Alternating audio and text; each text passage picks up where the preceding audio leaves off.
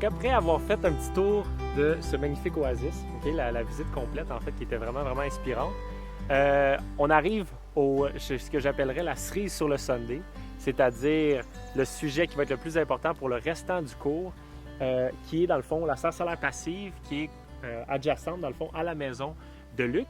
Et puis, ma première question, ce serait en quoi est-ce qu'une serre solaire passive, dans le fond, pourquoi tu avais pensé à cette serre-là et en quoi elle fit bien dans cette petite oasis et en quoi elle est utile pour complémenter tout ça? Bon, ben, faudrait savoir d'abord que mon père était viticulteur de vignes en serre, donc moi je suis né dans une région où il y avait énormément de serres et j'ai passé toute ma jeunesse dans des serres. OK. Donc pour moi, au départ, c'est une évidence qu'on va avoir une serre attachée à la maison. OK. Alors, pour tout le monde en réalité, là, pouvoir évident. cultiver des légumes en hiver, avoir un endroit pour relaxer, pouvoir cultiver des plantes qui ont besoin de plus de chaleur en été, là, c'est vraiment les raisons essentielles. Une addition, là, d'après moi, nécessaire au Québec avec un hiver aussi long Absolument, je et me avec rappelle d'une chose que tu un m'avais climat déjà dit. aussi froid. Là, Tu avais déjà dit que une des choses que tu as la misère à comprendre, c'est que beaucoup de gens se plaignent de l'hiver trop long, alors que, tu sais, avec Tout une à fait. serre, Tout à fait. On est les tropiques adjacents à la maison, on n'a pas besoin d'aller dans le sud. Exactement. C'est ça. Puis il y a un des points qui est vraiment intéressant, moi je le savais parce que, tu sais, on travaille beaucoup dans les maisons solaires, notre autre compagnie, tout ça, mais tu l'avais ramené dans le cours que les mois, à partir de fin février, il y a énormément de soleil au Québec. Exact, en fait, même ouais. à partir de Tout à février, fait. ça commence, Tout à fait. parce qu'il fait très froid. Il fait très froid à l'extérieur. Personne ne profite du soleil parce qu'ils sont camouflés. Exact. Mais dans la serre, on a l'avantage. Même s'il fait moins 20 dehors, dès qu'il y a un rayon de soleil, il fait plus 20 dans la serre, on peut aller manger, déjeuner, lire, boire une bière à l'aise le soir. Oui, absolument. C'est Excellent. extrêmement agréable. Fait que produire de la nourriture, qualité de vie augmentée Tout à fait. drastiquement. Et puis, est-ce qu'il y a un aspect aussi justement pour partir les semis ou partir, pas nécessairement les semis, mais partir des plantes ou faire des transferts avec les jardins? Je sais que parfois tu fais des c'est sûr compléments. qu'une serre, d'abord, il faut savoir que c'est une serre qu'on ne chauffe pas. Oui, c'est ça. Donc, c'est une serre froide. C'est super important. bien important. Ouais. Donc, en hiver, on cultive des légumes qui supportent le froid, même s'ils gèlent dans la serre, ça peut arriver. S'il fait moins 30 dehors, on peut faire moins 15 dans la serre. Ouais. Ça peut arriver, mais ce sont des plantes qui résistent au gel. Ouais. Donc, ça, c'est une chose. Ça, c'est seulement une petite période dans l'année que ça va aller vraiment dans le froid. Là. Oui, et puis de toute façon, ça ne dure jamais longtemps parce que le jour, ça réchauffe de toute façon toujours. Donc, c'est juste la nuit que la température peut descendre aussi basse. Là. Ouais.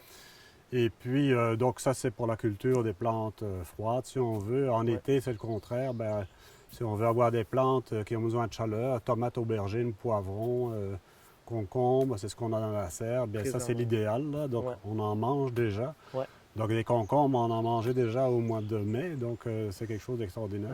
La plupart commencent à sortir. Ça. Les semis, par contre, on les commence à l'intérieur de la maison. OK. Oui, parce que comme on ne chauffe pas la serre, quand un semis, et surtout pour les plantes chaudes, là, ben, ça a besoin de 20-25 degrés Celsius de température. OK. Comme on ne chauffe pas dans la serre, bien, à cette saison, que ça descende. Ben, ça va descendre nécessairement la nuit plus bas que ça et donc ça va aller mal. Donc, on les commence à la maison, mi-mars environ, on les rentre dans la serre et puis après, on ne craint plus le gel là, de toute façon. C'est ça.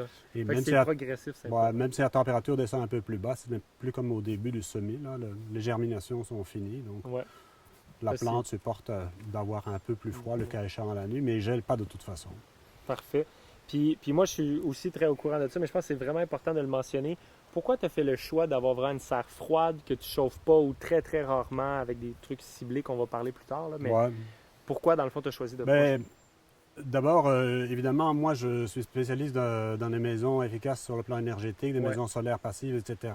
C'est ça. Donc, au départ, on vise à économiser l'énergie au maximum, et la maison, ça coûte 2 fois rien, ça prend 2 fois rien d'énergie pour la chauffer. C'est ça. Alors, chauffer une serre, c'est un non-sens incroyable parce qu'une serre, évidemment, de par principe, il y a beaucoup de vitrage. Un vitrage est beaucoup moins isolant qu'un mur.